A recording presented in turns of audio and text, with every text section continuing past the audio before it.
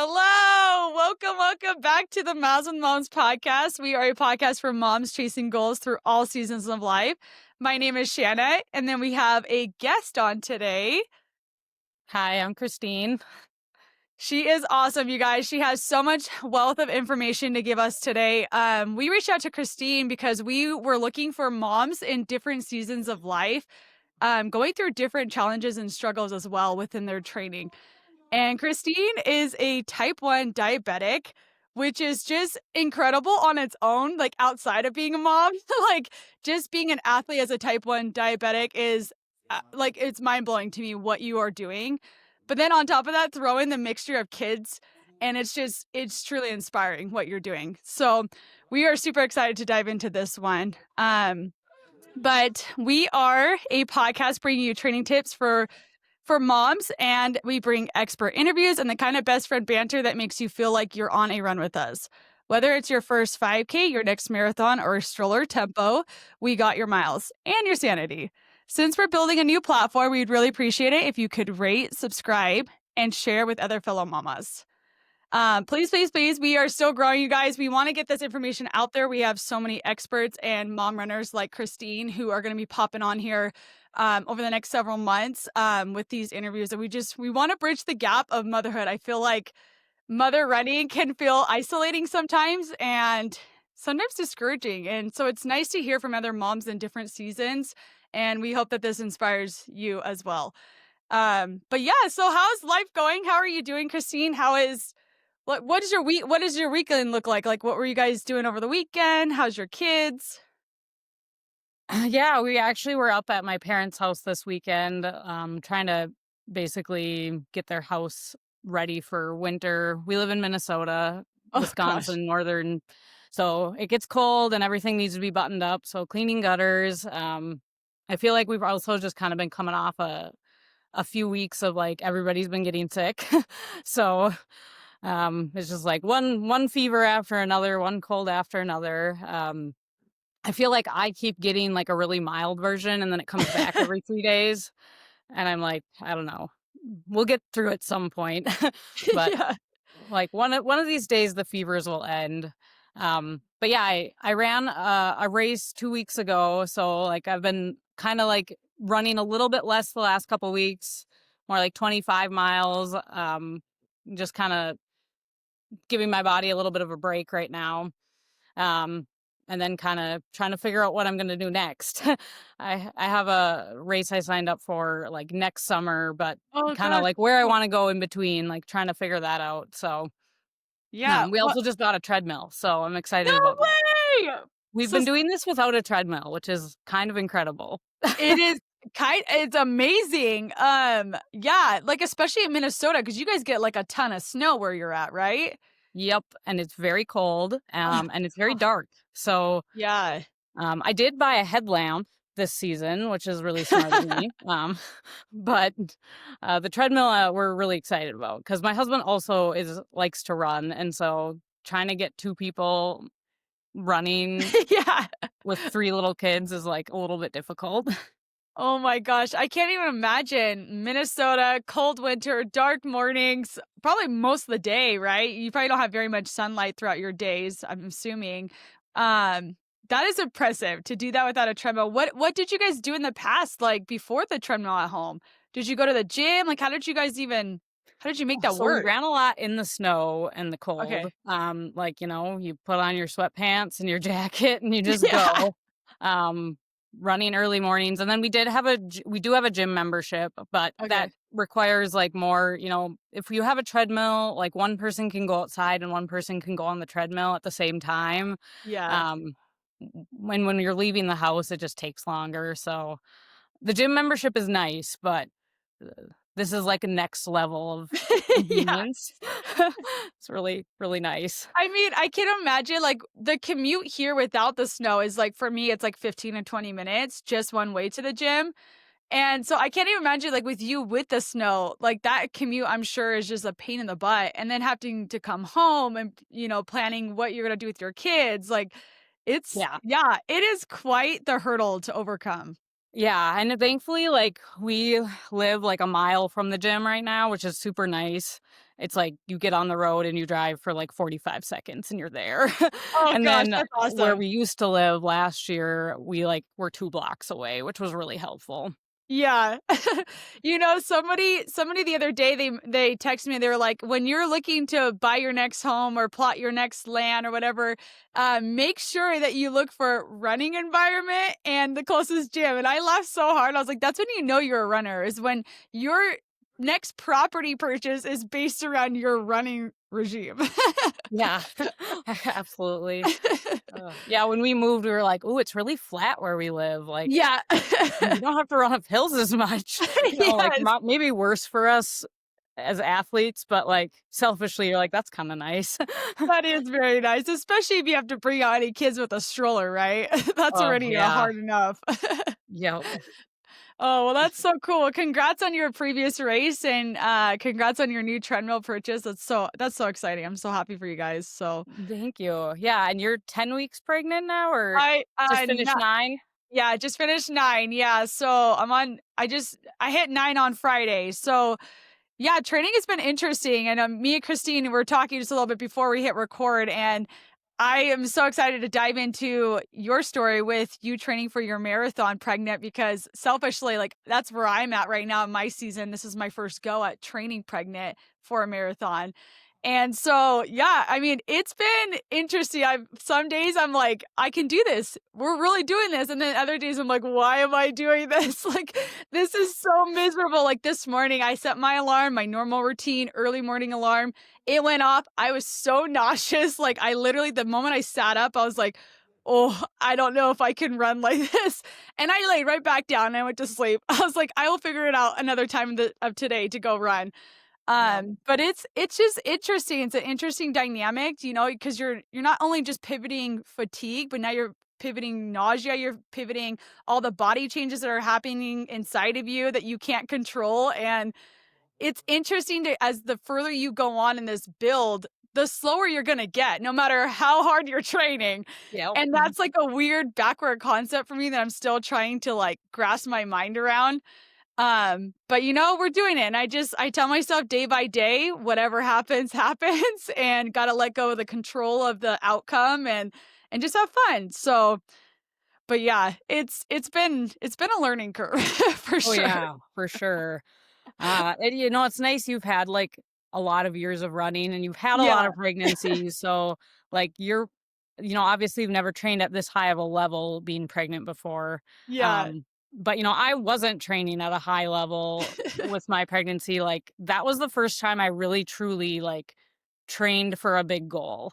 Like, I had been running a lot, like, out in the woods, I didn't even have a GPS watch until, like, Yes. 2023, like, I Yeah. was just, like, out there doing my thing, like, and then when I signed up for the marathon, actually, I didn't sign up, my husband signed me up for it, It's 'cause he had just been so throwing it funny. out there, like, "I really wanna run a marathon together," and I just kept telling him, like, "This isn't a good season of life," like, Yeah. I just don't think I can, and I don't know what I don't know, I must have, like, softened my stance a little bit during one conversation where I was like, "Well, maybe I'd consider it." And he took that as a full-blown yes. So then Yeah. a few days after the fact, he's like, "So, I signed us up." And I was like, "You did what?" Like, Oh my gosh. and, at that point, I had a 5-month-old when Yeah. he signed me up, and it was like, "Well, it's next summer. Um, so, you have a lot of time." And I was like, "Okay, fine. I guess I have a lot of time." But then I ended up getting pregnant, like, Oh my 6 gosh. weeks from the race. So it Of was like, course, "Well, right? I've been training for 2 months already. Like, I guess we'll see what happens." And I was kinda like, I don't wanna waste all the training that I already did, Yes. uh, you know, so let's just go for it and see what happens, and it wasn't pretty, and I learned a lot from it. I would definitely do things differently, uh, but, Yeah. um, but I did it. Like, I guess, that was, on mile, like, 25, I was like, "I will never do this again. This is so Yeah. horrible." I remember just thinking in my head, like, would I rather give birth again or would I rather do this? Yes. I'm not sure which. Like, They I both hate are both so of it. painful. Yes. Like, I might even prefer labor right now. Like, Yeah. I'm not sure. And then I was like, "And I have to do that again too." I'm like, "I don't even have a choice." I was so Oh, crabby.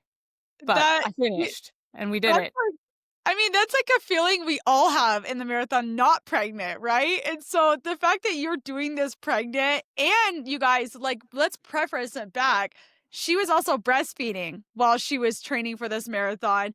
And on top of that, she was pregnant. And on top of that, this was her first marathon build, which, okay, mind blown. Like, what? Like, where did you find the confidence, like, within yourself? Was it the fact that your husband signed you up and so you felt like this sort of, like, commitment to your goal? Or how did you, like I'm just curious what was going on through your mind through that process because for me, like, I'm on my 4th this is my 4th marathon build, and the distance still intimidates me. It feels so long, it feels like and that mile 25 feels like it is an eternity to get to that 26.2. And so I'm just curious, like, what gave you the confidence to continue to see your goal through, especially pregnant? Because I feel like a lot of women have that fear within them. Oh no, like, what happens if something happens with the baby or myself? And am I gonna make it across the finish line? Like, what was going through your mind during that training period? Well, you know, I think innocence is bliss to some Yeah. degree. Like, I had run half marathons before, and I was like, well, I've trained more than I've ever trained in my life. So I think in my mind I was like, I'm gonna scale back my goals. Like I tend to have like A, B, and C goal for things. Like, A goal would be like sub 4 hours, B goal is like, you know, 4:15, and C goal is just finish. Yeah. And then kind of shifting that goal of like, I think I just need to shift the whole goal to finishing and like not trying to go too fast. Of course, I went out too fast and I was like on pace to be sub 4 hours for like 18 miles. Wow. And I should not have done that. I should have slowed down. Like, I should have started slower. But, I was in the bathroom when the race started Yeah. because, you're pregnant. I also had like the stomach flu like the week before. So, like, nothing was jiving really well. And so then you feel like you missed the start of the race. And so you feel like you have to just go fast to like catch all the people who started before you, which is just silly. Like, it's silly. But your brain tells you silly things. And so I started and I went too fast and I felt okay for like the first 18 miles. And then I know I definitely underfueled, um, partially because there's the diabetes aspect. And, Mm, this has been quite a journey for me, like realizing that just because my blood sugar is fine doesn't mean that I have enough fuel. mm. And that like took me a really long time because there's not a lot of resources, even out on the internet, to tell you how to fuel with type 1 diabetes. It's like, here's how to like help your blood sugar be okay. Yeah. And here's how to like, you should fuel, but it's almost like more of an emphasis on keeping your blood sugar good. Well, I'm really Mm. type A. I can keep my blood sugar good, and I can keep my blood sugar good often without even eating anything. Like I just manipulate the insulin. Um, so that was like a really big learning curve for me of your body still needs the carbohydrates for itself, like not just for your blood sugar. Like you as a person need that fuel. And it's not just about the number. And part of it is like when you're pregnant, your blood sugar numbers need to be super tightly controlled because there's a risk to the baby of having uncontrolled blood sugars. So you have that going through your head of like, I don't want to just run too high. Because at other races, you can be like, well, I'll just run a little higher and it'll be fine. Um, but I'm kind of stubborn. So like when I set a goal and I start working towards it, it's like, unless, something's burning down, I'm going to go for it. And Yeah. I remember being like, I might have to drop out. Like worst case scenario, it's not going well, I drop out.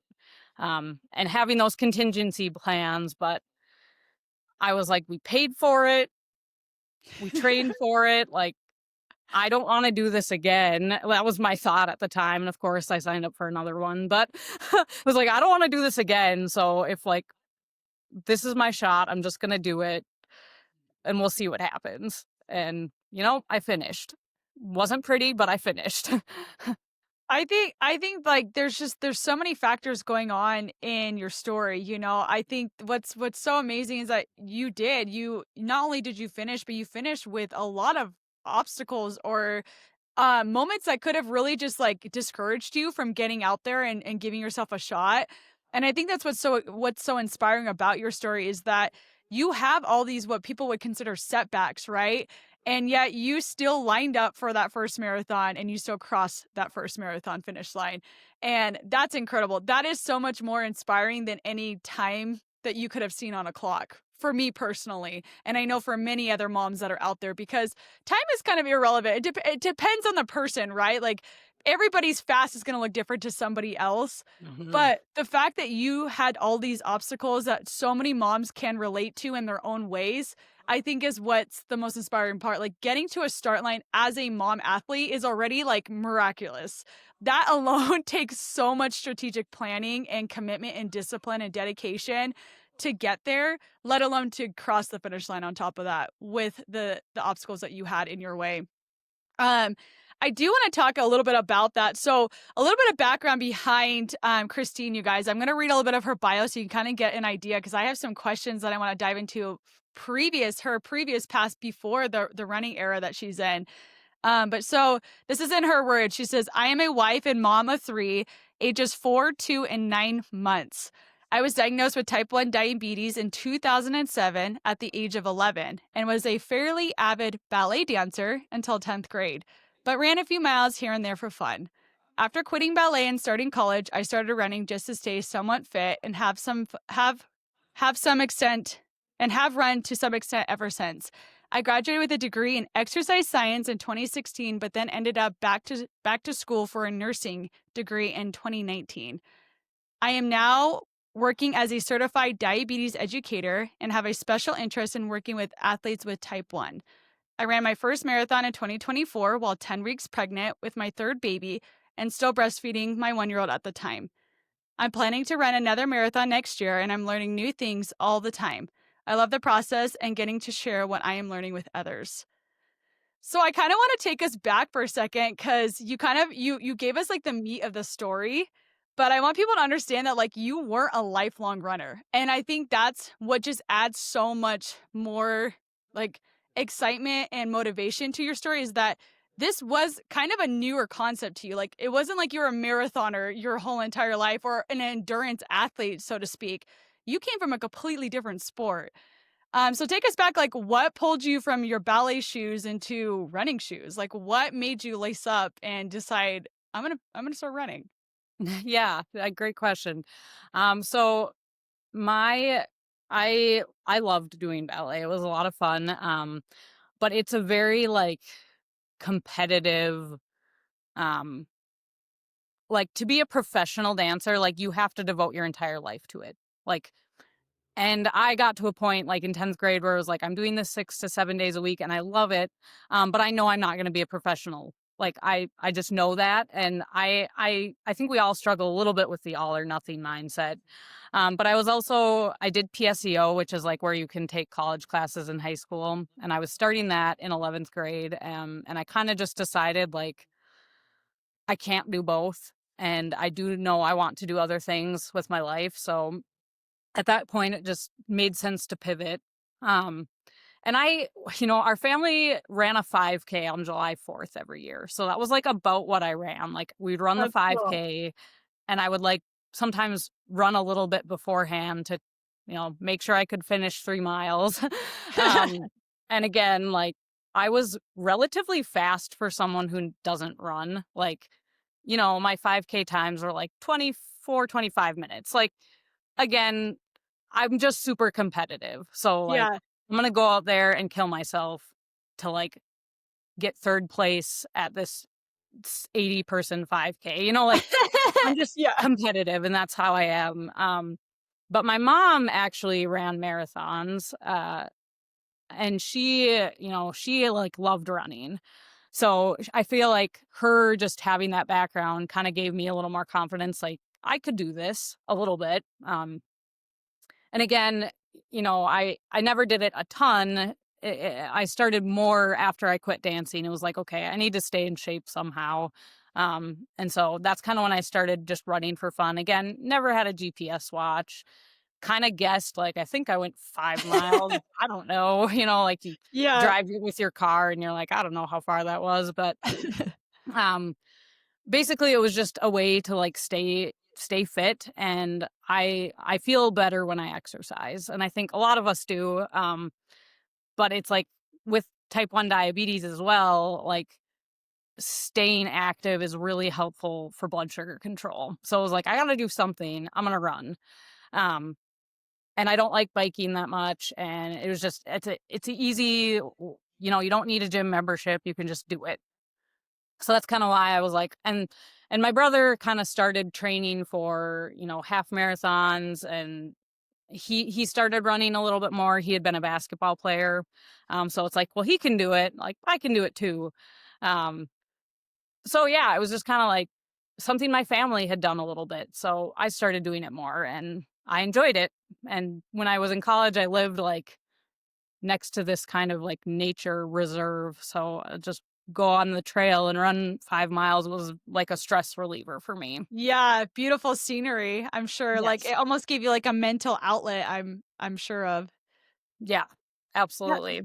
And that's I love that you mentioned that your mom ran because it just goes to show that, like, children are watching, right? Like, our kids, they're watching us, and whatever sport that they gravitate to, they're seeing work ethic, they're seeing discipline, they're seeing drive, they're seeing confidence, like, self-confidence that's being instilled to put yourself out there, like, they're seeing, I don't know, like, a healthy balance of motherhood that, like, moms can chase personal goals too alongside raising a family. And I love that you had, that example to you at a young age, it sounds like. Do you feel like that helped kind of cultivate and create the environment that you have perspective-wise as a mom athlete yourself, like, currently with your own family? Absolutely. And my mom's pretty incredible. She's like, "Oh, I was never fast." Like, and then you like look up her old results. I'm like, "You Yeah. ran like a 3:40 marathon. Like, Oh my you weren't gosh. fast, mom." Yeah. Like, and she ran like 6 marathons and she's still running. Like, she's ran a half marathon like every year for the past several years. Even Wow. um, she got diagnosed with a really aggressive form of cancer, and serious treatment, was like hospitalized for 3 months, and she came back and ran a half marathon like after going through chemo. So um Crazy. yeah, she's incredible. And I also saw that like when she prioritized exercising, she felt a lot better. Cuz was a time growing up where, like it went on the back burner because she was raising 4 little kids, and Yeah. I just saw that like she did not feel as well, and it was very Mhm. obvious to me that she did not feel as good. Yeah. And even now as, an older adult, I mean, she's a young she'll always be young to me, but, um, like, when she prioritizes exercising and running and things, like that, she feels so much better. Yeah. And even our mental health is better. So I feel like that was, like, really stood out to me as a kid. That says a lot about your maturity, like, to recognize that as a young child, seeing that within your mom, that change almost like, mental wise, that you could see the emotional mental state that running blessed her with because it was an outlet for her, probably to balance a lot of stress as a mom, with all the things that she had going on with the 4 little kids. Um, I do wanna ask you, so when you were diagnosed with your type 1 diabetes, that was in 2007, Yep. um, where were you? Like, what age were you? What were you doing at that time? And, like, what was your reaction when you heard that news? Yeah, so I was 11, and I had been pretty sick for about 3 months. Wow. So I lost like 30 pounds, which as an 11-year-old, that's a ton of weight to lose. And And a ballet dancer, you're probably already pretty slim. Yeah. right, yep. So I was like skin and bones, and I was hungry all the time and super thirsty all the time. And I had just been feeling bad. And my parents had brought me to the doctor several times because they were worried. And it was pretty just dismissed as like, oh, she's going to go through puberty. Sometimes girls lose weight before that. And they're like, if you're worried, bring her in for another weight check in 2 weeks. And so they brought me in, and like I lost another 3 or 4 pounds. And Oh my gosh. so my dad actually had a different doctor appointment for himself, and he asked his doctor, like, I'm really worried about my daughter. And he's like, your daughter has type 1 diabetes. Get her in for a blood test tomorrow. Like, he just knew based on all the symptoms that the pediatrician missed. Um, so I went in for a blood test, and like, yes, my A1C, which is like an average blood glucose over 3 months was through the roof. It was like 17, which normal is for non-diabetic is under 5.7, so just Uh, really high. My blood sugar was like 500. So all came on kind of like suddenly, but I feel like at the time it was almost like just a big relief that like, okay, there's an answer and I'm gonna feel better. Um, because I was drinking like gallons of water a day, and I like really didn't want to believe that something was wrong with me, so I really downplayed it. Like my parents would be like, "Are you drinking a lot?" And I'd be like, "No," as I bring my 5 glasses of water to my bedroom. Like yeah, it's normal, you know. But you know, I think initially it was just a huge relief of like I'm gonna feel better. And you know, from day one, I never wanted anyone else giving me injections. I was like, I will do this myself. Um, and I kind of, you know, there was a brief time in early teenage years where I kind of gave up on diabetes because it's really frustrating. You know, yeah, you do what you're supposed to do and your blood sugars don't cooperate. And it's so frustrating. And so, you know, I kind of like just was in denial for a couple months. And then you go to the doctor and your blood sugars are really high, and your parents are like, "You have not been taking your insulin the way you should be." And you're like, "Yeah."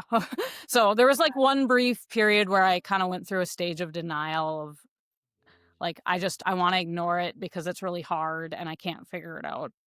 And then after that, I learned a little more about how to manage it, but it wasn't until I was like right after I got married is when I really dug into like how do I control diabetes well, because it's super frustrating. You feel like you do all the right things and the numbers don't cooperate, and until you almost like take ownership of it and figure out like what does my body do, because nobody's body is the same, and so what we teach people is like this is a starting point, but now you have to figure out yourself. And I had never really taken the time, and it just always seemed like there's no way to figure it out. Like, yeah, this is impossible. But like changing the mindset from this is impossible to let's see what I can do.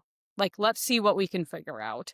And part of the motivation was that is after I got married, I like realized like we weren't planning to have kids right away, but I was like, what if I got pregnant and yeah, like my blood sugars are high and I do something to the baby? And so that thought was like what really motivated me to like figure out diabetes for myself.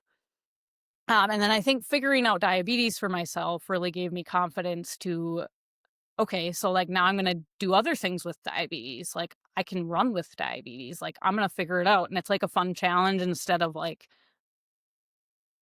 this is impossible and there's no way to do it.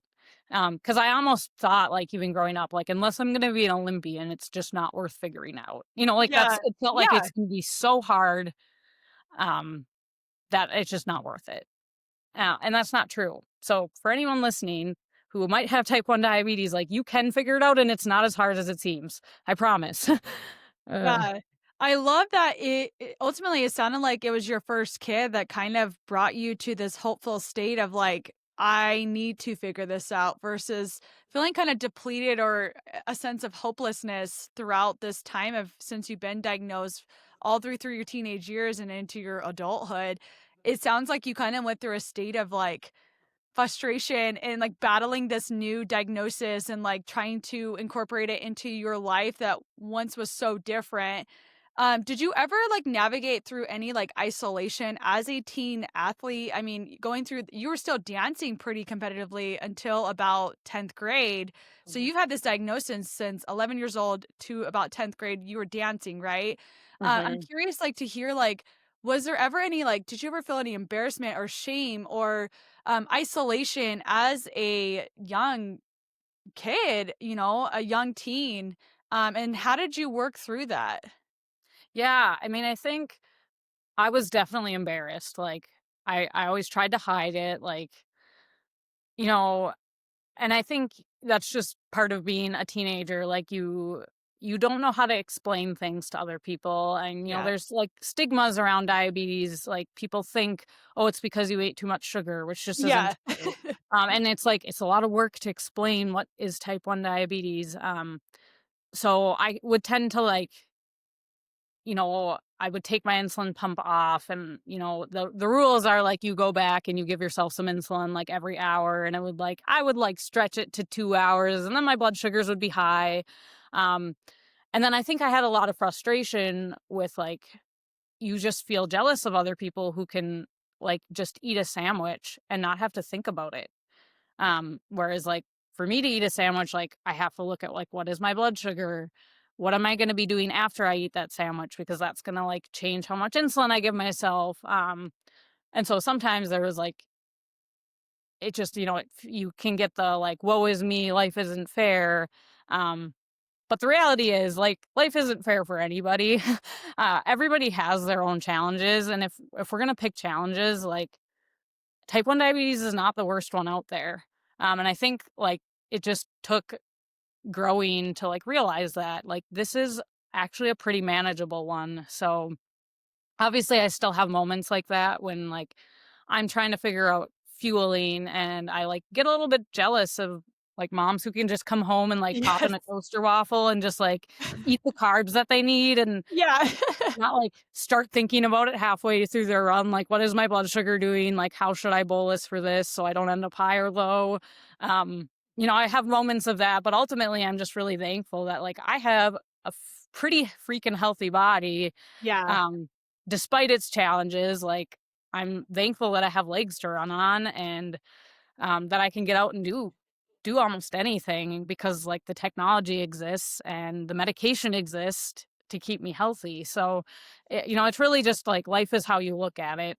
Um, and it took several years it took a long time. It's been like a lifelong journey of figuring that out, of, changing it to a thankful perspective instead of we all have things we can be frustrated about, but overall, like, like this is a trial that I'm glad God gave me. I'm glad He picked this one for me because He's also given me the grace to deal with it. So Yeah. I'm just like, it could be a lot worse, you know? Yeah. I mean, I can't imagine waking up one day and being told that and then having to look into your whole entire life. Like, food is everything. And I'm curious to ask, and I hope if this is a personal question, we can skip over it. But within the dance world and even the running world, there's a lot of eating disorders, right? And Mhm. so throwing type 1 diabetes on top of that, and I'm curious if you ever had to navigate through any sort of eating disorder through your history with dance or running, and if you did, how did you cope with that? Because type 1 diabetes kind of almost restricts you in some ways to get the carbs and calories and sugars that you do need to be able to perform optimally. Yeah. No, that's a huge challenge. And, I've never been diagnosed with an eating disorder. I would say that probably most dancers at some point have had disordered eating, like whether Yeah. or not you want to label it an eating disorder. And not always even intentionally. It's just like you are trying to figure out what works, and the things you come up with are just like really unhealthy sometimes. Like it's like nobody wants to wear a leotard all bloated, so it's like you eat very little throughout the day, and then when you're done with class at like 7 p.m. you're starving, so then you eat like the whole fridge. But your blood sugars don't like that, and Yeah, your body really doesn't like that. So I think you know eating disorders are so prevalent in type 1 diabetes. crazy. um Yeah. it's very, very common, and I think I have been blessed to have, like, a lot of support in my life to never have anything serious where I've, like, really been obsessed or had really hard problems. I do think there's been a lot of, like, unhealthy ways I've done things, and not because I'm like, "Well, this is just too much work." And I don't like, for a long time, like, I truly believed the only way to have good blood sugars was to eat really low carb, Yeah. um, which doesn't really work when you're a runner. Like, Yeah. I really truly believed until somewhat recently that, like, fasted running was the only way to keep my blood sugars good. Um, but then there was just a lot of frustration that comes along with that of like, why don't I ever feel good? And why do my blood sugars spike even though I'm not eating anything? It's like, well, maybe when you don't eat, your cortisol spikes and Yeah. blood sugar spike. Like there's just a lot of extra things to figure out. Um, so yeah, again, I don't think I've ever actually had like what you would call an eating disorder, but definitely like had to work through a lot of like unhealthy ways of eating because I'm just trying to make it work. And when you're not willing to like sit down and like actually take a serious look at what you're doing, you realize you have like a lot of bad habits of like doing things that don't make sense just because Yeah. you're like, this works and I've done it and it works. And it's like, well, is it actually working for you though? Like, no, but this is what you know. And this is like the strategy you've come up with. And one thing I encourage my patients of is like, be open to trying new strategies. Like, we get so afraid of like, this is the only thing I can eat before I go running, or like, I will get sick if there's one time I drank Gatorade before I ran and I felt sick. So like, I'm never trying that again. Yeah. And sometimes we have to try things a couple different times, or just because Gatorade didn't go well, like maybe try body armor, or like just being willing to try different things. That's definitely been a thing that I've had to work on, and I'm still working on it. Honestly, like fueling is a pretty big challenge for me that I think I've really dug into this season with breastfeeding my 9 month old and, Yeah. kind of training a little bit more seriously. I had some big goals for this October. Like I had time goals for a half marathon. And so I think I had to like kind of figure it out. Like I need to eat more carbs, and Mhm. we just need to figure out what the strategy is for that to work. Um, so still a work in progress, but I've definitely I have been eating more carbs. Yeah. Ooh, we're doing it. And I have been eating carbs before I go running, which it's amazing, makes me feel a lot better. Yeah. It's a lot of learning curves. Well, and I mean, I think about it too, like fueling as a mom is already so tough because you are juggling you especially you have little kids still. They're still pretty young in age. They're very independent or dependent on you. They're not quite independent. Maybe your 4-year-old is probably a little bit more on the independency side, but still a young kid. And Yeah. so as a mom, I mean, I find myself in that state where I'm like, I'm having to wake up super early in the morning. And so I'm like, "Oh, do I have time to go make that piece of toast with peanut butter and bananas and all the stuff that I should probably eat before I go out and do a 90-minute run plus? Or am I gonna skip it and then take a couple of gels and maybe try to figure out when I'm gonna fuel with that on my run?" Regardless, it is such a hurdle for moms to navigate. So, but as somebody that has type 1 diabetes where it is a bigger concern even more so than the average runner, how have you been able to find ways or time to manage that, training as a mother athlete and fueling? Because that's a big hurdle to overcome, like what are some of your tips or insights into like your training structure of how you're able to figure that out? Yeah. So I've learned a lot. Obviously, like I don't have a perfect one size fits all approach, and nothing Yeah. ever is going to be, but there's some general principles I've learned with training with type 1 diabetes. Going into exercise with as little as possible what we call insulin on board. So like when we take insulin, it kind of stays in our system for 3 to 5 hours. And so we also know that insulin becomes 3 to 4 times more powerful when you put it in the context of exercise. So, for example, if I would take 1 unit of insulin for, let's say, 10 grams of carbs, normally, if I'm running, I might need 1 unit of insulin for like 50 grams of carbs. So, if I eat breakfast and I take a normal dose of insulin for it, and then I try to go for a run, I will be low every time. Crazy. So, learning some of those things about yourself kind of can help you figure out the best way to fuel for runs and stuff. And so one of my strategies is that I always look at what did my blood sugar do overnight.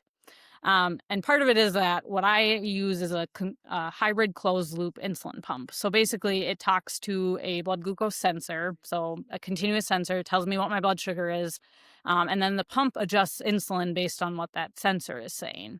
So if my blood sugar was running low all night, or like in the lower end of normal, I know that it's giving me slightly less insulin. So I tend to actually, on those mornings, need to take a little more insulin for the carbs I'm eating because I don't have like extra on board from overnight. If my blood sugar was running higher overnight, I know that pump is giving me a little more insulin to try to bring that blood sugar down. So I'm more at risk for a low blood sugar then. So I've kind of learned to like look at my overnight pattern and kind of know how to adjust insulin based on that. Another thing that I have found out is that if I'm going to eat carbs, eating them like pretty close to right before I'm running, like 10 minutes before. I know not everybody's stomach can handle that. And so I don't eat a ton of carbs before, but eating some and then pretty close, because if my blood sugar starts going up really high, that pump is going to be trying to bring it down with insulin. And then it's going to create a roller coaster effect that I don't want. So, eating it pretty close and then starting running, then my muscles can start using those carbs right away. And it's not, I can usually stay pretty steady. One big thing that I feel like I want to shout from the rooftops is like sometimes we have to take insulin for the carbs that we're eating while we run. And when I was training for my first marathon back in 2024, I was like scouring the internet to find sources of like, how is the smart way to train? I have an exercise science background, so I had taken sports nutrition. Like, I know carbs are good, but everything you read about diabetes is like, we don't really know how it works. And Yeah. all the research is all done on men as well. So Oh there's not very gosh. much research. It's all done on men. Um, so just trying to figure out like, should I carb load? The reviews are mixed on that. It kind of says like, if you can keep your blood sugars good, then it might be beneficial, but that's what the research says. Like, there isn't a lot of it and nobody knows. So I think some of that kind of gave me like, it was frustrating because I'm like, I don't know. I feel like I have to figure this out from scratch. And so a lot of the resources say like, well, this is a good strategy to keep your blood sugar good. But I'm like, but this doesn't line up with the recommendations for 60 grams of carbs per hour. So like, what gives? Like, what am I supposed to do here? And so I figured out during that process, like, okay, because like I was like, if I eat 60 grams of carbs an hour without giving insulin, like my blood sugar is just going to be super high and I'm going to feel really sick. Um, but figuring out like I can give myself insulin while I'm running, I just have to be really careful about it. And I think all of the resources are so hesitant to ever say that because the risk of low blood sugar is like really dangerous. Like if you get Yeah. low blood sugar while you're running, like you're done. Like I'm terrified of getting a low during a race because then I'm pretty much going to have to drop out. Yeah. Um, so I think all of the literature is like be so careful about insulin. Like don't take insulin, watch your blood sugar, don't take insulin, and then figuring out that like my body needs a little bit of insulin to get these carbs to work. Yeah. Um and I have to be super conservative about it. But once I had like the boldness and the courage to like, I'm gonna just try this. And it was kind of coming up with a plan with my husband, like, I'm gonna give insulin before this run. And like, I might need you to come get me. So Yeah. watch my blood sugars on your phone and have your phone on. But you don't get it right every time, but trial and error is the name of the game. You work on it, you figure it out. Um, but you do still need carbs as a runner. So even if you can keep your blood sugar in range without carbs, that doesn't mean that's good for your muscles and your performance. Um, which again took me way too long to figure out with an exercise science degree. Like, like I should have figured that out a long time ago, but I didn't. It took me a long time. So I mean, that's it's that's a lot of like all I'm doing in my head as you're talking is I'm doing all the math. I'm like adding up all the things and I'm like, "Oh my gosh, like she doesn't only have to do math for her carbs, which feels like a lot. You have to do math for your insulin too to make those carbs even efficient and work for your body." yeah. And that is just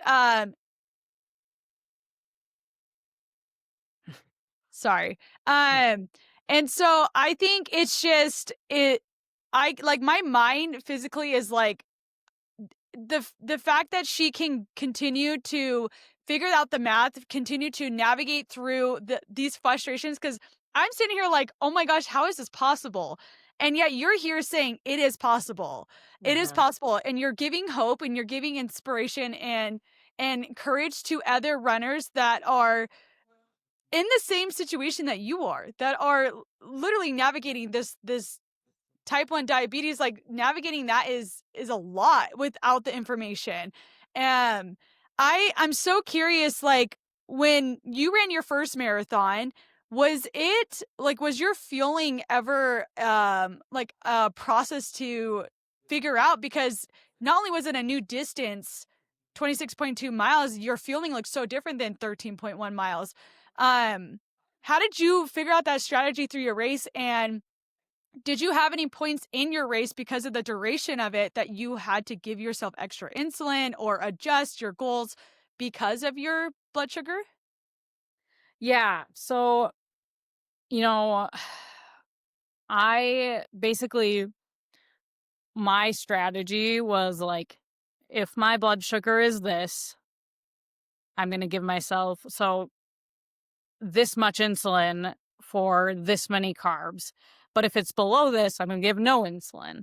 Um, One thing that's so difficult, and I still am working on this one, but I get a horrible, horrible stress response to races, and that cortisol makes my blood sugar so high. So it's like impossible to replicate in training. You know, you think like your 20-mile run, you're going to like practice your fueling, and that's all fine and dandy until you get to race day and you're like, my blood sugar is never 250, but it's 250 right now.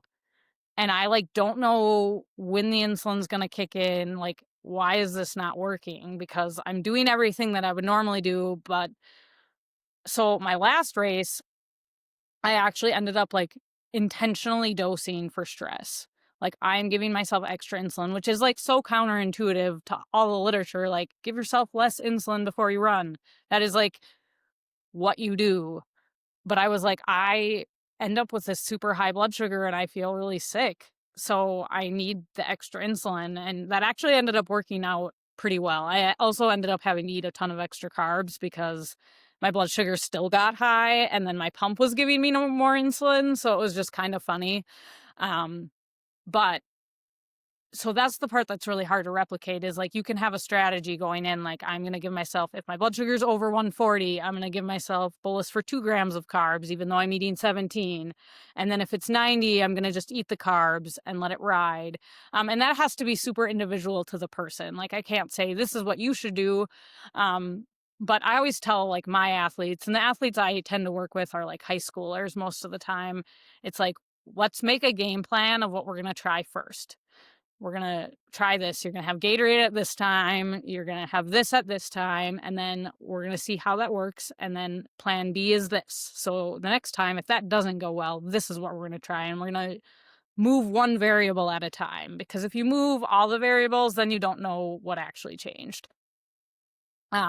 So yeah, I think coming up with a strategy, it took some time of like figuring out. And for me, I figured out that like I have to bolus for like 1/5 of the carbohydrates I'm eating Yeah. or less. And again, that number is going to be different for everybody. But and I actually ended up reaching out to a girl I followed on Instagram who said she ran a marathon. I was like, "What did you do?" And so Yeah. her strategy gave me a starting point of like, "Okay, this is what I'll try." And our final strategies were very different because we're Mhm. different people. Um, but just getting a starting point, and I encourage people like work with a diabetes educator. Say, "Hey, I have this goal. Like, and I need to eat this amount of carbs, like what should we try?" And they can help you come up with a plan. Um, like this, let's try this. And then reach out or, circle back with me in a week. Let's see how that went and let's try again. And I think really getting rid of an all or nothing mindset, like this doesn't work, I'm just done. Like you're going to go nowhere in life with that kind of Yeah. mindset. Like it's just not going to work, especially with a challenge like type 1 diabetes. Um, so yeah, the race day thing I'm still working on. My last race, I like gave extra insulin and my blood sugar still went high, but it didn't go as high. Um, and it came back to a really nice place during the race, and I was really happy about that because I had trained really well, and I told my husband I was like, I'm all set up to PR, and my blood sugar is gonna ruin this. Yeah. And then he jokingly said, I think you're gonna run a 138, and I ran a 137.34. So What? right. he is like a good predictor. Yeah. You're like, "Time to predict my next marathon time." I know. He's like my biggest I know. I'm like, "Tell me what to train for because you clearly know something that I don't." Yeah.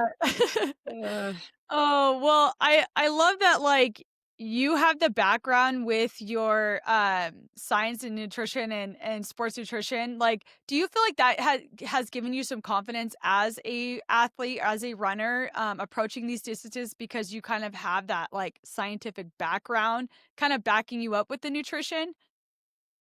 yeah, for sure. I mean, I think I am definitely like a nerd who I'm gonna go Google the research Yeah. articles because I'm like, what does the science say? Like, let's start there. I think the science for type 1 diabetes and athletics is really confusing because there's not a ton of it and it kind of all contradicts itself. Um, but you do know that there are athletes with type 1 diabetes. There's a lot of them. There are Olympians with Yeah. type 1 diabetes. So, it's like your body's a little bit broken, but like there are ways around it and other people have figured them out. So, like they can be figured out. And it's just going to take some time, but I think being able to like read research and like knowing that I've heard things for a long time and I think just as people, we all need to hear things like 27 times before they Yes. start to make sense. And that's just how people are. That's how Yeah. I am. And so the more exposure you get to resources and to, like eating carbs while you run, like everybody knows that. But for some reason it was like, well, that doesn't apply to me. Well, I guess Yeah. it applies to everybody. Yeah. Um, so just it's like exposure, hearing the same things and having other voices in your head to bounce things off to. Like I was always at work, like telling my coworkers like, "Okay, this is gonna be my plan. Like, do you guys have any insight?" And they're all like, "I don't know, sounds good to me. Like, try it." Yeah. So that's helpful too.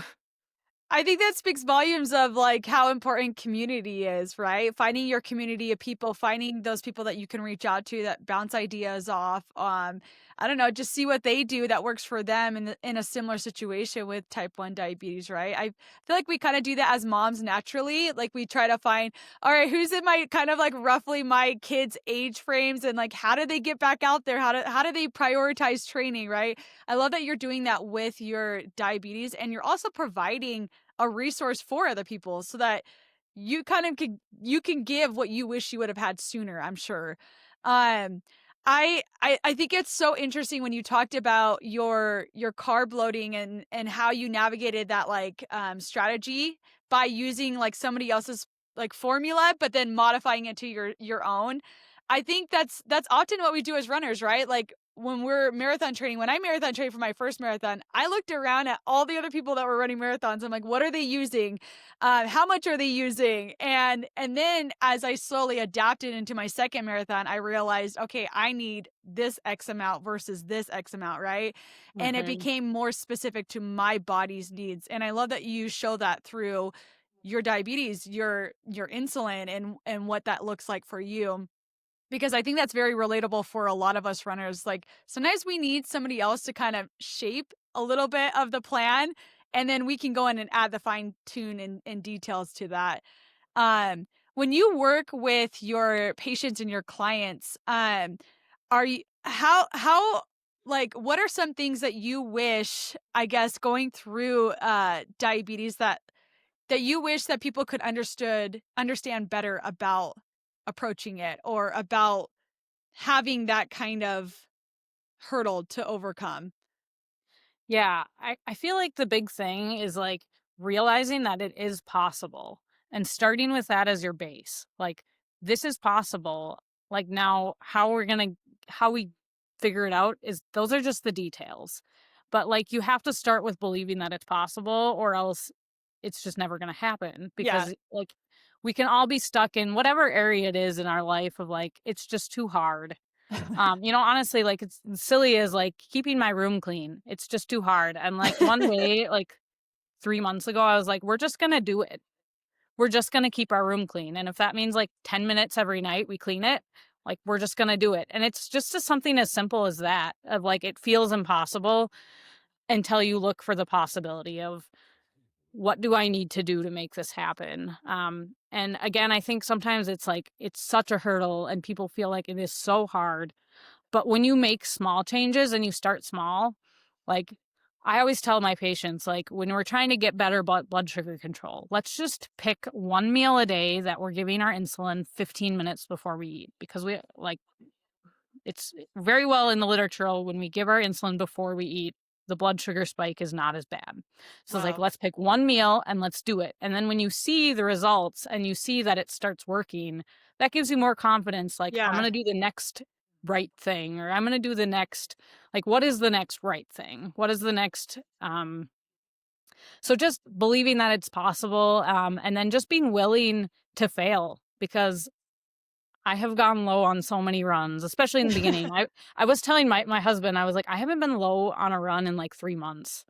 And I was like, Wow. "That's really good." Like, I'm so happy about that. Now, after a run, I have gone low, but not during one. Yeah. So, like, I never thought I'd be at this point where, like, I pretty much have it more or less figured out. They're not perfect, but I can go on a run with, like, high confidence that I'm not gonna go low. Yeah. And it took a long time to get there. But I had to be willing to fail, Yeah. and learn from that failure. Like, when something goes wrong, look at what you did. You know how insulin works. Like, we can look at our reports, like, "Okay, I think I might have gone wrong here. Let's Yeah. fix this aspect." And then we try again. And, Yeah. there's, like, 42 other things that affect blood sugar besides just eating carbs, like, how well did you sleep? Were you up with a baby all night? Do you have an infection? Do you have a cold? Like, all of those things are going to change blood sugar. But the more you get comfortable with your own body's response to things, the more confidence it gives you. It's like, okay, I know every time I'm sick, my blood sugar goes up. I know every time I don't sleep well, my blood sugar goes up. Um, and just having a plan for those things and working with a diabetes educator, like, even though I am a diabetes educator, I worked with a diabetes That's educator, awesome. like, for all of my pregnancies. Yeah, it's Um, like a coach needing a coach, right? Like, there's no shame in that. You can know your stuff, but also still need somebody else from an outside perspective looking in, right?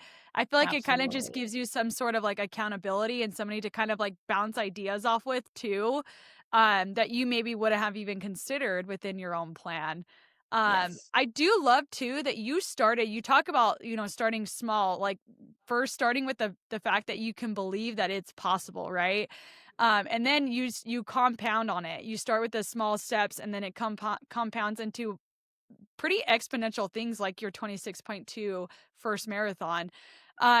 I do love that your back history though shows that you ran 5Ks. Like you started with 5Ks and then you built up to several half marathons and then you ran that marathon. And so I think people that are listening, if they can just realize that like you don't have to go for this big daunting goal that feels like you're chewing off a whole turkey leg, right? Like you can Yes. take small nibbles, small bites at a goal and build your confidence within yourself, build confidence within your plan of how you're gonna fuel on a smaller rate, like a smaller distance, and then compound upon that, right? And once you figure out Sure. how that works within 5K training, okay, well, let's try a 10K now. It's a little bit further, it's double the distance. Let's see how I can navigate through that and then work that. Do you feel like that's kind of what gave you confidence eventually to go for that marathon, even pregnant? By having a past history of like 5Ks and half marathons to kind of play around with how you're gonna feel with your blood and deal with, like, your insulin and stuff? Yeah, I mean, for sure. The first half marathon I did was when I was 19. That was my first one. And I had only ever run 5Ks up to that point.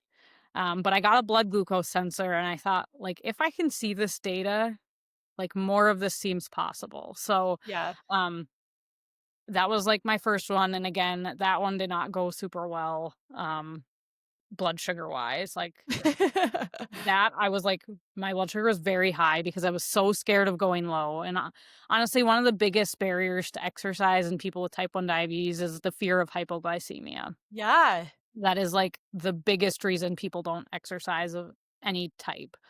Um, so I was scared of it. My blood sugar went really high, but I finished it. And I remember thinking, like, okay, I have a lot of ideas how I could do that better next time. And then I didn't run another half marathon for like another, I don't know. I did the next one in 2023. And so that was like 8 years later. So it was a Wow, that's long time crazy. later. Yeah. Um, and my strategy was much better. Yeah. And my blood sugars were way better. And I do think, yeah, just really in life, I think when you figure out how to break goals down into really small goals is how we get through things. It's like, Totally. and we tell ourselves like at the end of every half marathon, I'm like, there's only 3 miles left. Like I can do anything for a 5K. It's I can do so anything for a mile. I tell myself that in like different goals in life. Like I can do anything for a month. Like yeah. and the time changes based on what the thing is, but just telling yourself that like I can do anything with just pure grit for a short amount of time. But Yeah. then that grit turns into a habit. And, Yeah. if it's running 1 mile 4 days a week, and that's where your starting point is, like start there. And then it's way easier to go from running 1 mile 3 days a week to go to running like 3 miles 3 days a week than it is to go from 0 to 3 miles 3 days a week. Yes. So like, honestly, just getting the days in there, like, sometimes when it's like you had a horrible night of sleep and you're like, I can't even fit a run in, sometimes I'll tell my husband, "I'm just gonna go for 1 mile." Yeah. And then, like, chances are I feel fine and I end up going for 5 and it's, like, totally fine, but it's just, like, the barrier of getting out the door, like, when you feel sick and you didn't sleep and your blood sugar's not working and everything feels hard, like, just I'm gonna like, all I have to do is 1 mile, and anyone can do a mile, like, anyone can walk a mile, and if you can walk a mile, you can run a mile Yeah. eventually. Yeah.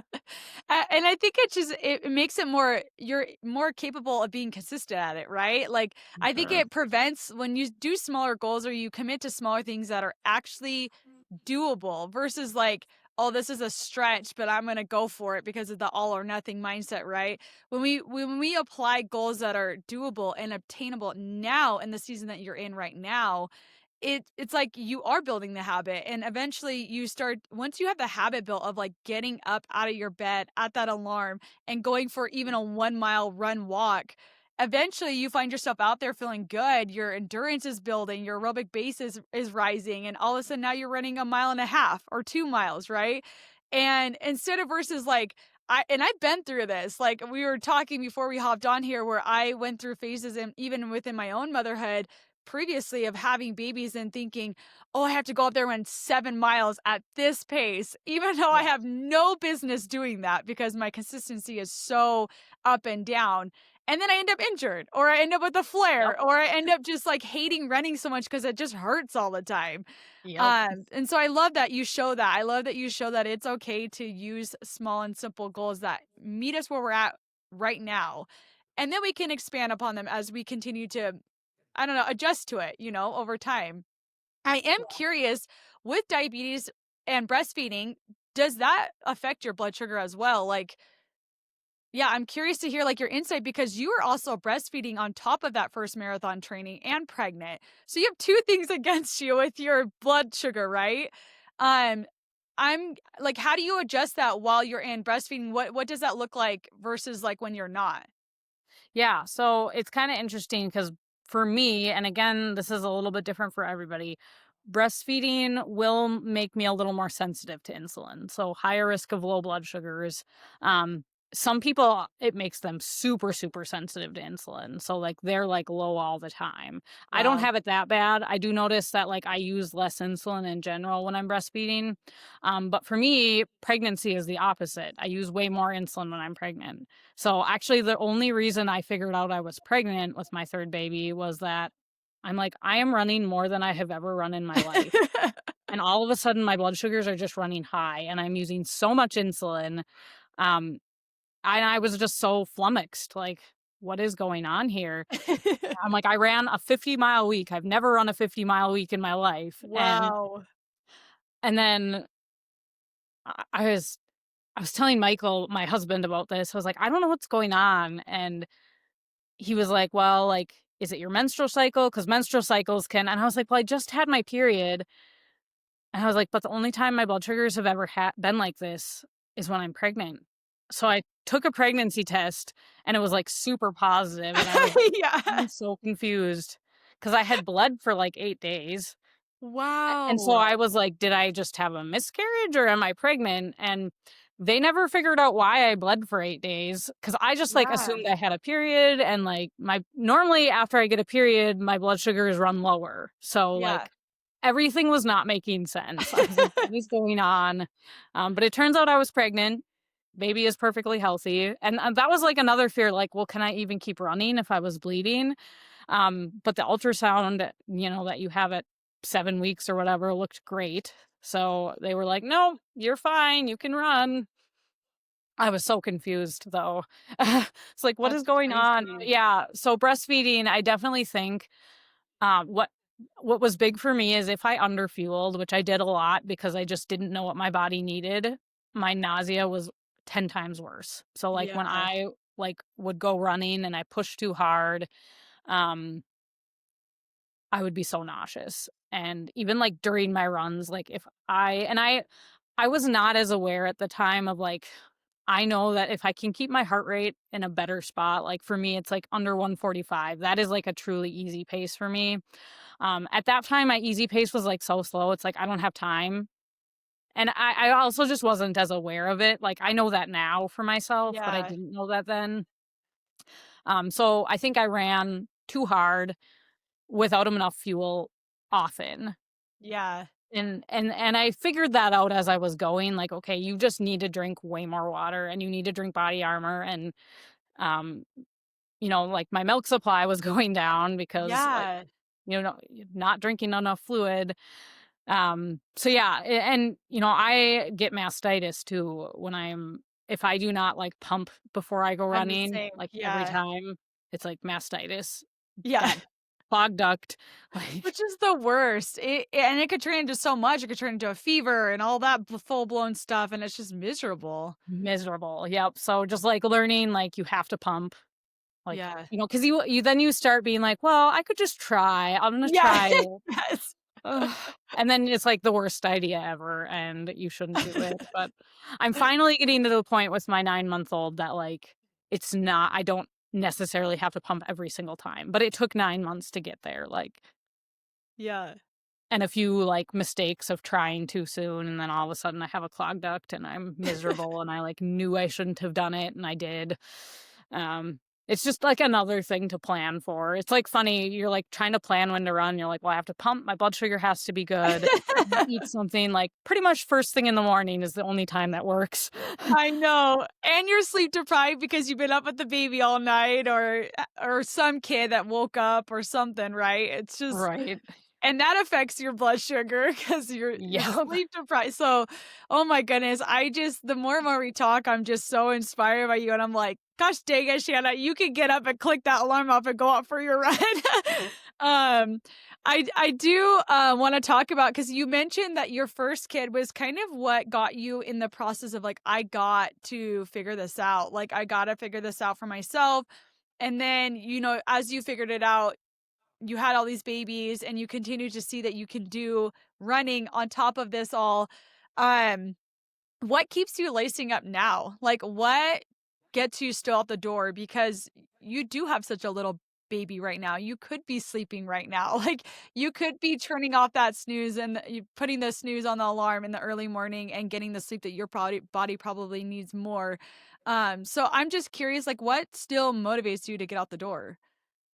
Yeah, I mean, for me, like knowing that ultimately, like I'm not gonna be an Olympian. Like, I'm not gonna be like none of us are out here to 99% of us are, right? right. Like, Yeah, like most of us are not gonna like we're not gonna be a shoe sponsorship. yes. Like that's not what gets us going, right? Mhm. Um, but like knowing what running does for my mental health, and what it does for just I don't know, for even my self-discipline, like it's been really good for me to like learn that I can stick to a plan and do it and like see the results of it. That's been really cool for me. So like you know, even having small goals, like we signed up for grandma's in June 2026. Is that your next Um, race? yes. Oh, such a good one. I'm so excited for you. Yes. Well, my first race in 2024 was grandma's, and I think you and Olivia were there. No way! Yeah, Oh, like, dang! I think we all ran that same one, and that was my That's first one. okay, I live in cool. that area, so it's like our Oh my local hometown gosh. race for me. Yeah, Um, but, like, for me, it's like I'm not training for that yet, obviously, because it's yeah, next summer, but I, like, want to get my cadence faster. Like, that's kinda yeah. like a in-between season goal. Like, I wanna have a faster cadence because like, I ran my half marathon and my cadence was 160, and, like, I'm pretty sure if I could take more steps, I'd be faster, and I like to and I like having a goal. Um, so, like, for me, it's, like, finding smaller goals in between bigger goals to have something to work on, and because I know ultimately it's gonna make me feel better. Like, when I can be consistent with something, and it's not the end all be all, like, you miss runs. We have to be flexible. There are more important things in life, like, showing up for our kids, whatever. But it is one of those things that I know I feel better when I do it. And I like having goals. And sometimes having a goal outside of just motherhood makes you feel a little more like a human too. Yeah, Like, yeah, okay, I can do this for me, basically. yeah. So yeah, just realizing that I really do enjoy it. I love being outside. I love having a little bit of alone time. And that is about the only alone time I get. Uh, Yeah, with 3 very small people. yeah. So, yeah, it's been cool to, like, see that, like, we can do hard things and, like, what is the next hard thing, and how can we do it? And it's okay if that goal doesn't happen right when we think it's going to or when we want it to, but just seeing how things can stack up on each other too. I ran that marathon last year in 2024, and then I was pregnant, so it's like now I'm getting slower again. Um, so it's kinda, like, defeating, but then to see how much quicker I came back postpartum from baby 3, where I Yeah, ran for most of my pregnancy, like, I PR'd my half marathon in June at grandma's, like, it was like a 1:48, and then I thought, "I'm gonna, like, train really hard." So I went from a 1:48 in June to a 1:37 that's in amazing. October, and it's just cool to see, like, what your body can do when you Incredible. give it a chance.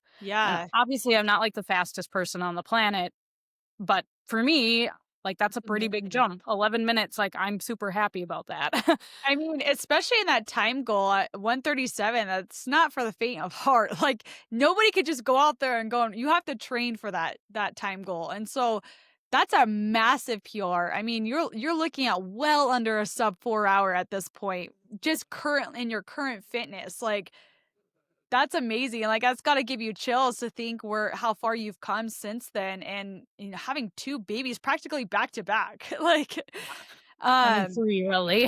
yeah.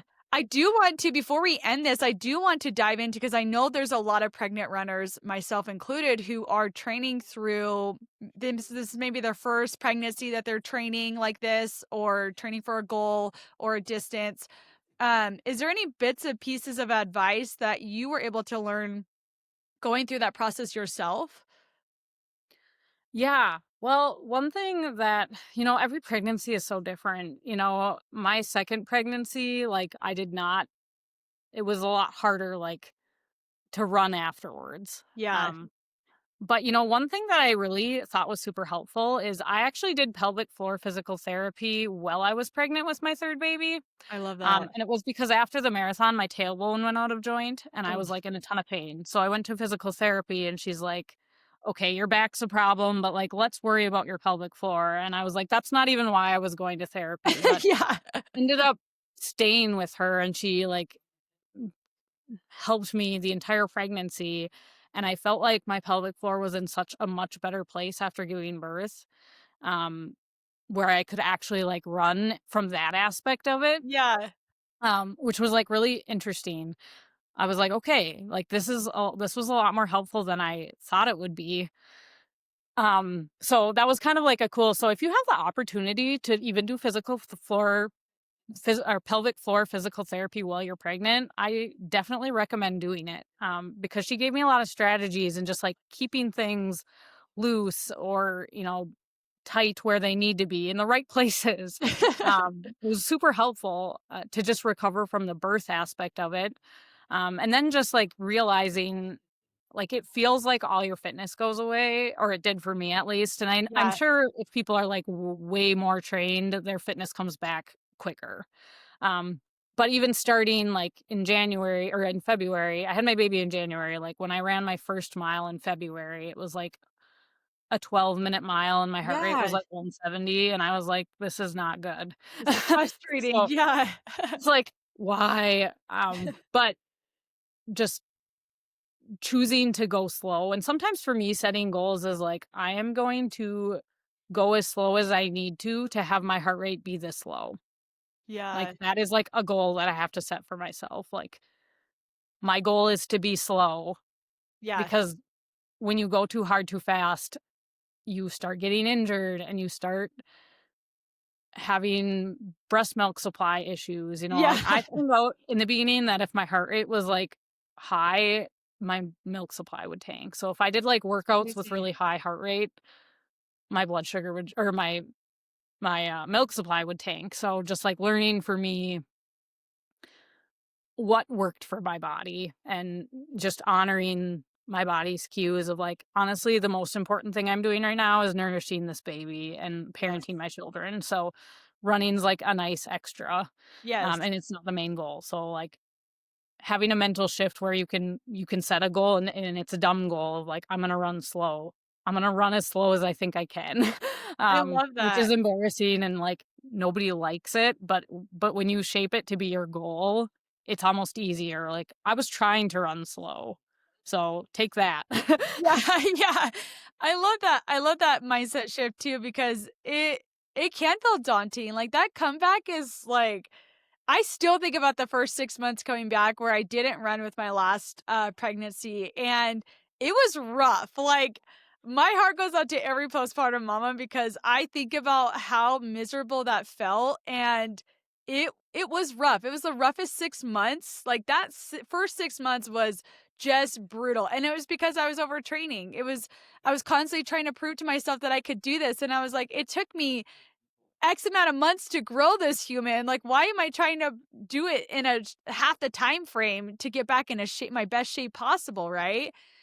Mhm, And so I love that you give a very realistic expectation for postpartum return because I think the media, social media, and then also too looking at athletes that our pro runners that are coming back, it's theirs is even different, right? Like their comeback is probably a lot more like quicker because they kind of are forced to come back quicker. And it doesn't mean that it's safer, right? I don't know. mhm. I just love that you put a realistic goal out there that like, hey, my goal right now is to run as slow as I can and I'm going to do this right and we're going to make it happen. So, yeah, I think that should be very inspiring to other moms to listen and hear that. Um, closing this off, we know that what's next for you is Grandma's Marathon, right? So what are you what's your goal kind of like in between? I know you talked about your cadence, like probably getting some turnover under your stride and your legs. What other goals? Do you have any other races on the radar? Are you planning on doing like a speed block before your next marathon, or and what's your goal leading up to the marathon? Like, do you have a specific goal that you're ready to talk about, or are you going to kind of wait until you get closer? Yeah, my husband is he's like my biggest cheerleader. He's like, I think you could Boston qualify. So he kind of threw that out there and I've been thinking about it. Like, I might try to do a little bit of speed work and see like how fast I can get and see if it's possible. Yeah, Again, I feel like it's going to be kind of one of those situations where I have an A, B, and C goal. And like my pipe dream would be to maybe Boston qualify at grandma's.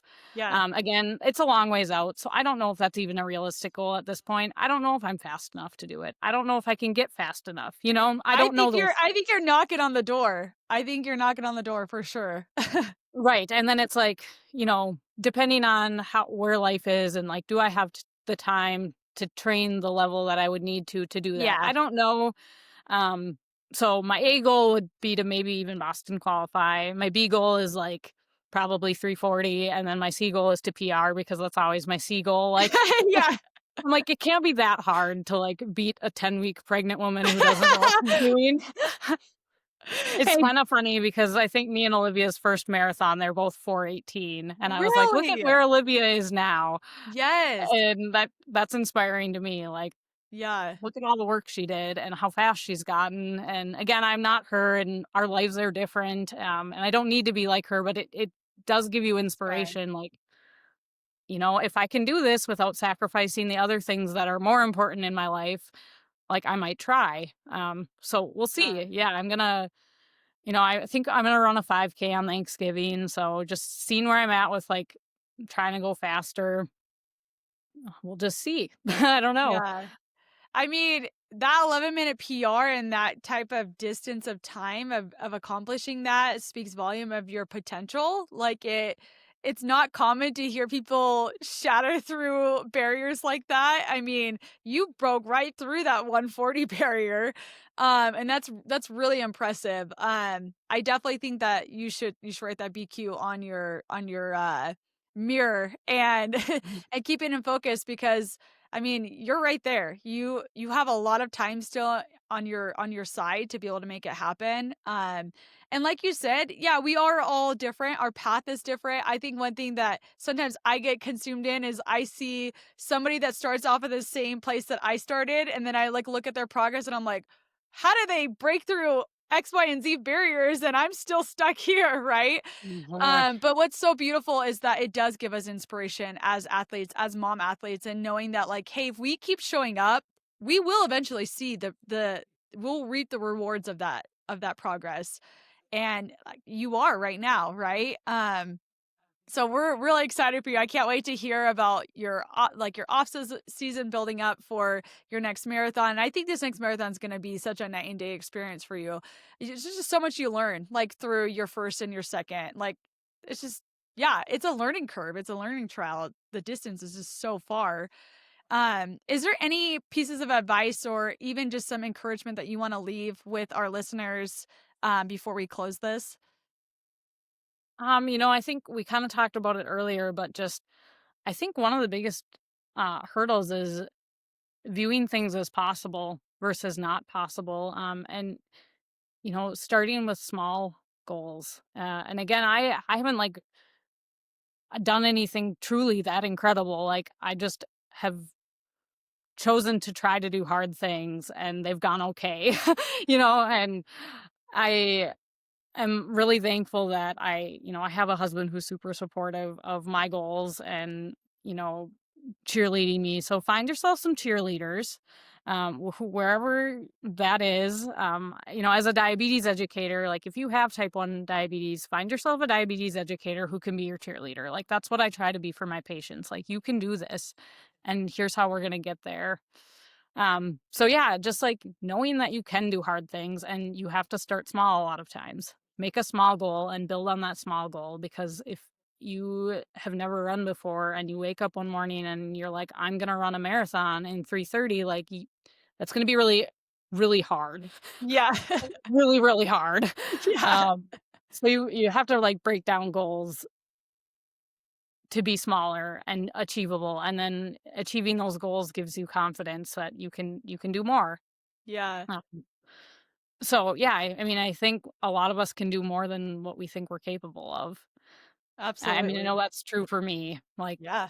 I didn't ever think I could run a sub 140 half Yeah. marathon. Like, it was never on my radar. I was really happy to get under 150 in June. Like, that was Yeah. my first sub 150 half marathon. So I was like super thrilled about that. I did a training plan that was supposed to get me under 145. And like halfway through, I was like, my paces are like faster than Yeah. like, I think I could maybe try sub 140, but I don't know. You don't know until you try. Yes. So just keep getting out there, keep trying and find some cheerleaders. Yeah. I hope you, signed your husband up for this marathon. Oh, he signed us both up. I don't Okay. He was the one who's yeah. Uh, And I will give him credit. He also ran the marathon when I was pregnant. He had That's signed awesome. himself up as well.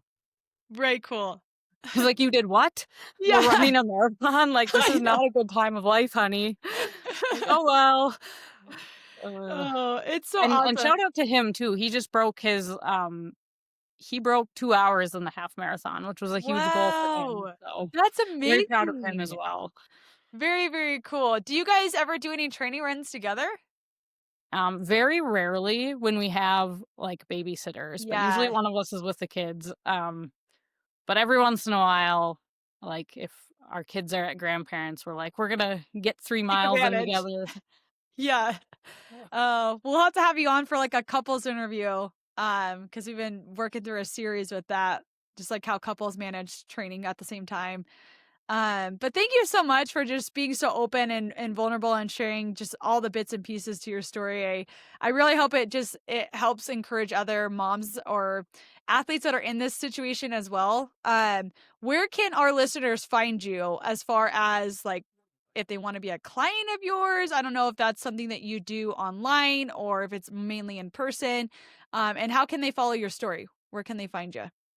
Yeah, so I work for the local hospital system in Minnesota. I work for Essentia Health. I'm a diabetes educator through them, and then I honestly am not super active on social media. I do have an Instagram account where I sometimes put things on there. I have thought about documenting, honestly, for You almost like a should. training diary for myself of like, what Yeah. did I do and does it work?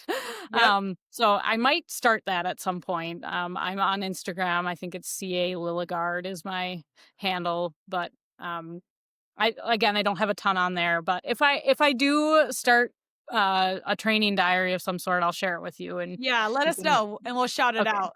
Yeah. sounds good. Well, awesome. Well, thank you everybody for tuning in. It was great listening and having Christine here on. We hope that it just inspires you to, find the hope in your journey, whatever your hardships or struggles are currently at this time that, you know, there's a way. There is a way. It may be small and simple goals in the beginning until you find the routine, the way to manage it all and it'll eventually all come together. Um and as you know, we are a new platform, so please share this with other listeners. If you know anybody that is struggling through type 1 diabetes, this is a great episode to share with them, as well as allow a connection with Christine to connect with them as well. So, thank you so much. And yeah, I'm surprised your kids never came in. Mine came in like 15 times. So, your husband did good. Yeah, he did. Good job, Michael. I know. Well, thank you, Christine. Yes, thank you so much for having me. For sure. All right. Bye, guys.